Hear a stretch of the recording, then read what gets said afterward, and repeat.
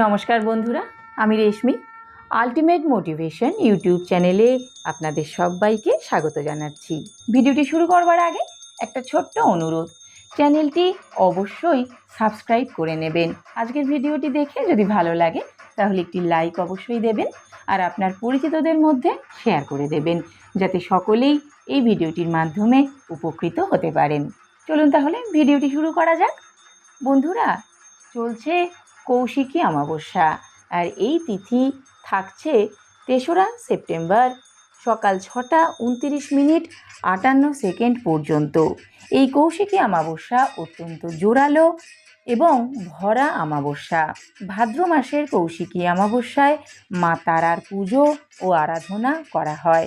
যেহেতু এই পুজোর সঙ্গে তন্ত্র সাধনার সরাসরি যোগ রয়েছে, তাই এই পুজোর রাতে বেশ কিছু নিয়ম মেনে চলতে চেষ্টা করুন।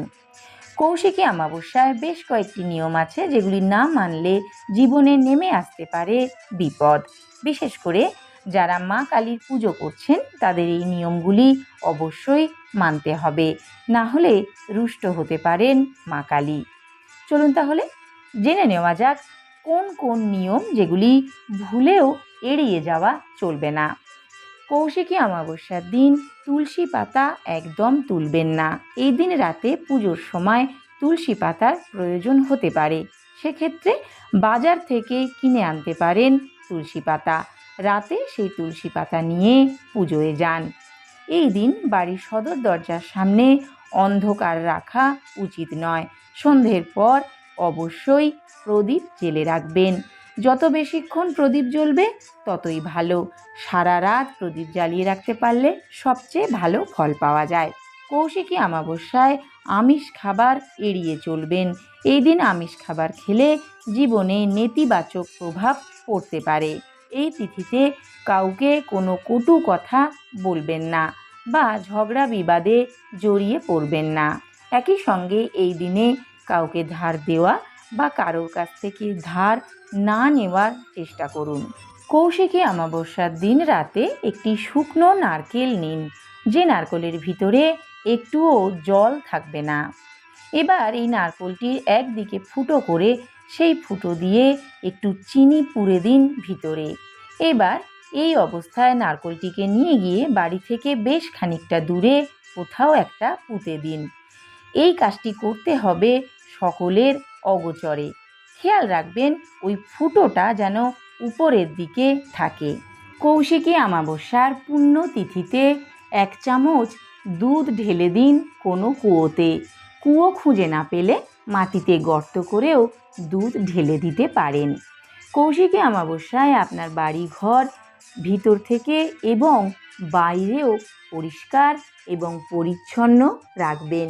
কোথাও যেন কোনো ধুলোবালি বা অপরিষ্কার না থাকে। কৌশিকী অমাবস্যার দিন আপনি বাড়িতে এঁটো বাসনপত্র ফেলে রাখবেন না। কোথাও পুরনো বা ছেঁড়া জামা কাপড় থাকলে সেগুলি কাউকে দিয়ে দেবেন বা ফেলে দেবেন। শুধু আপনার বাড়ি নয়, বাড়ির উঠোনও পরিষ্কার রাখবেন।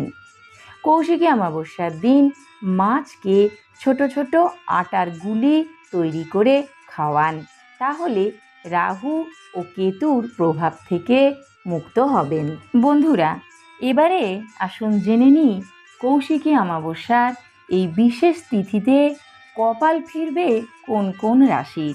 শুক্রের গোচরের ফলে সিংহ রাশির জাতক জাতিকারা নানান দিক থেকে লাভবান হবেন। এদের আয়ের উৎস বাড়বে, সঙ্গে বাড়বে ধনসম্পত্তি। সঞ্চয় করার দিক থেকেও সিংহ রাশির ব্যক্তিরা লাভবান হবেন। ব্যবসায়ীদের জন্য এই সময়কালটা খুবই শুভ।